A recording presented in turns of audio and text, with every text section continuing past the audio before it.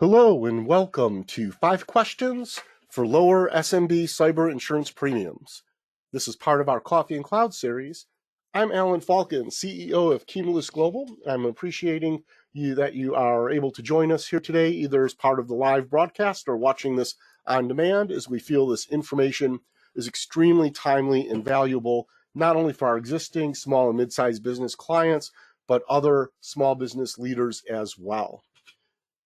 Before we get into the session, just a reminder that the audio is muted for everyone. So if at any point in time during the session you have a question, use that questions window. The icon is along the top or right-hand side of your screen.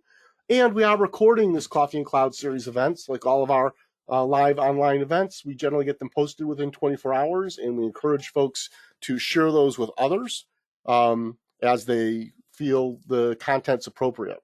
I do want to remind you that these events are just part of a wide variety of resources we offer to help small and mid-sized businesses navigate IT technologies, services, the cloud, and business issues in general.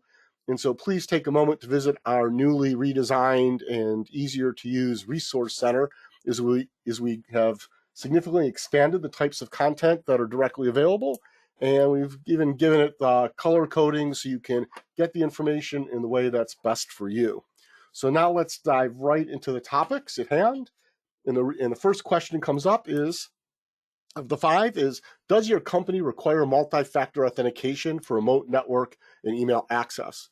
And this is important because we know that, outside and prevention of access to accounts isn't always possible, that the best defenses can always be breached in some way or form. And so multi-factor authentication, which is a method that requires a second physical authentication when logging in, helps prevent access should someone get access to your username and password.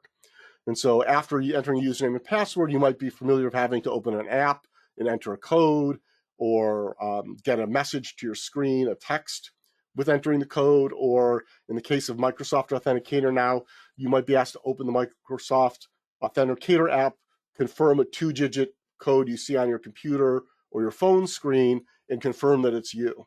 And why is MFA so important? Because MFA can prevent attackers from using those compromised credentials.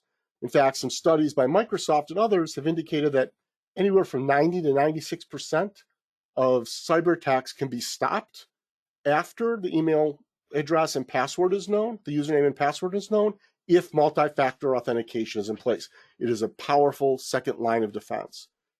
And so when you see this question on cyber insurance application, they're looking for a minimum standard that email access and remote network connections are in fact protected by MFA. Now there are better practices than that and best practices, and we'll talk about how to look into those and determine if those are right for you a little bit later on. And as I talk about sort of the minimum standard for answer to these questions, that information is coming through our partnership with Datastream. Datastream is the leading cyber insurance broker and advisor for small and mid-sized companies. We partner with them to help our clients find the best coverage at the best price, but also make sure that their cybersecurity matches what's expected. And so Datastream did an AI-assisted analysis of millions of policies globally and found that the most impact on premiums came down to meeting the minimum standard in answering these 5 questions. So moving on to question 2, do you encrypt all of your sensitive information at rest, including backups? Now we know that most systems encrypt data in transit. That includes HTTPS in your web browser. It includes having transport layer security, that hidden layer of encryption that's built into your email service that encrypts the email messages from your email service to someone else's or to their physical server. But email encryption at rest prevents data usability in the event of attack. Again, no marginal line is perfect. At some point, a hostile attacker is going to get through your defenses. The question is, what can they do once they get there? And so encryption at rest means that the data that you have stored on your systems, whether it's your local devices like a laptop or a computer, or any on-premise servers, or even certain information that's in your online service accounts, if it's encrypted at rest, it's of no use to an attacker. And so the minimum standard here is that sensitive information is encrypted. And that's a great minimum standard, but remember, it does leave other information and your backups at risk. And we know from personal experience where we've had clients whose offsite backups have been corrupted because, or their on-site backup copies have been corrupted because the ransomware attacked the backup server, or that the attacker was able to access the backup system and pull data from it. So making sure that those backups are also encrypted will be important, as well as going above that minimum standard.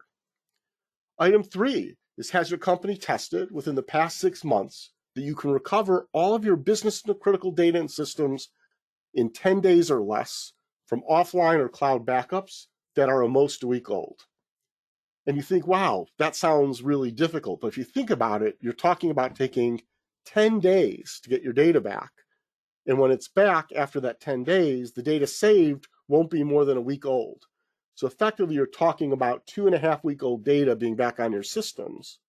And they want to know that you've been able to do even that bare minimum standard of recovery for sometime within the last 6 months.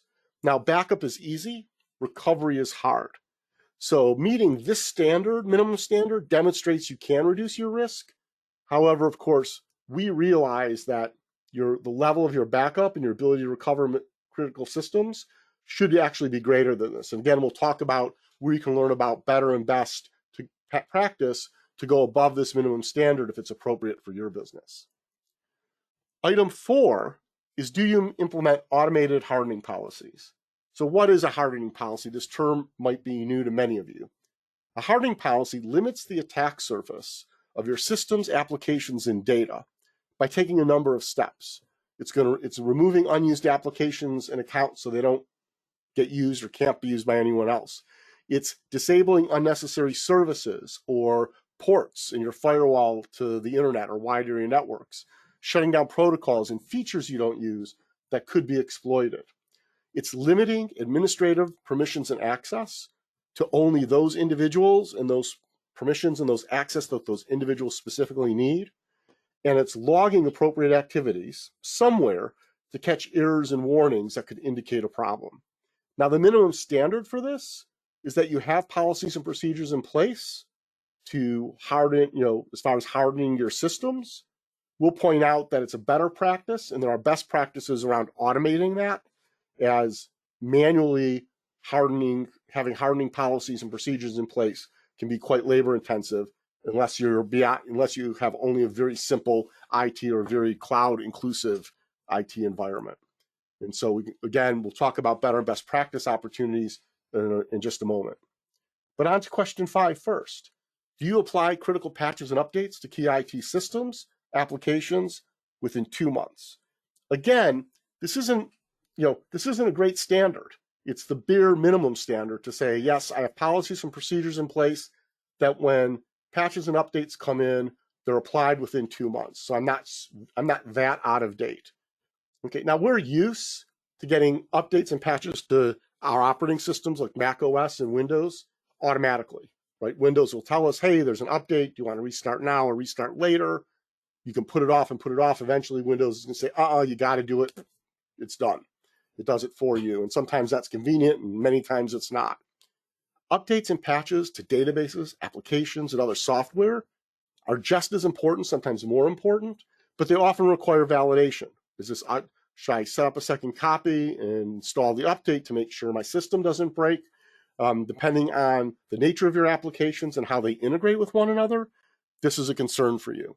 Now, many small businesses that are using commercial software installed on their server, not custom software, or SaaS-based, cloud-based systems, a lot of this is taken care of for you by the vendor, and they are pre-validating that their system's going to work right on current versions of desktop and mobile operating systems in different web browsers.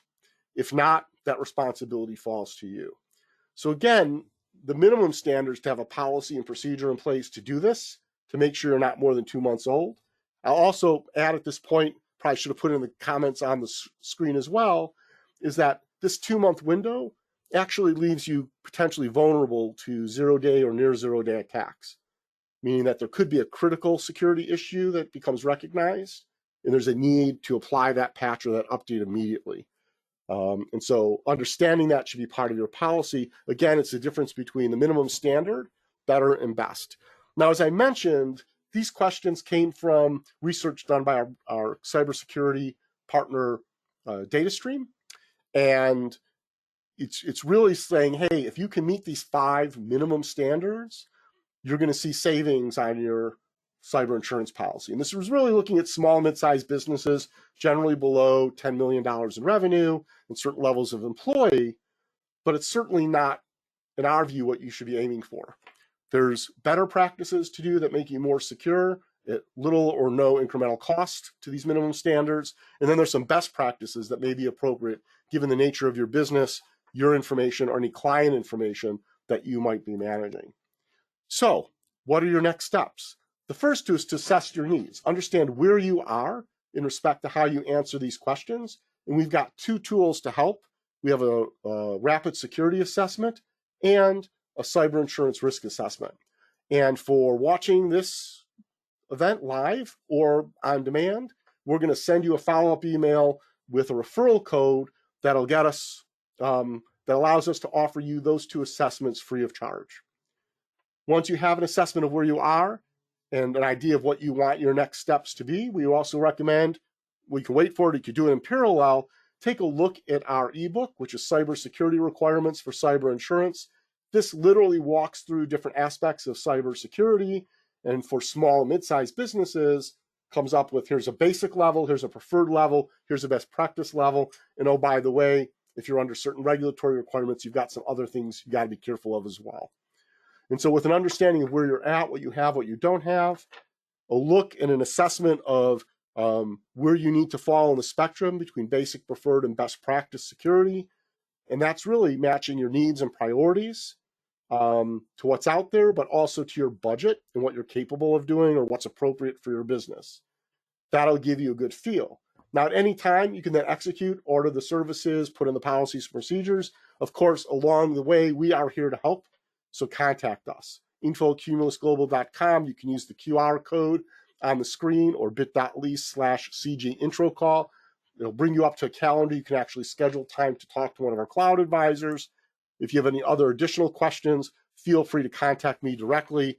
Falcon@cumulusglobal.com is the best way. I'm not good at answering the phone, and I'm horrible at responding to voicemail. Definitely send me an email. If I'm not able to respond in a timely manner, I'll have a member of my team get in touch with you quickly. And so with that, we've covered a lot of ground, and we're at about the 14-minute mark, and we'd like to keep this under 15 minutes. I'm not seeing any questions, so I just want to thank you all for joining us here today for the live session, or if you're watching this recording on demand. I'm Alan Falcon, CEO of Cumulus Global. Thanks for joining us, and have a great day.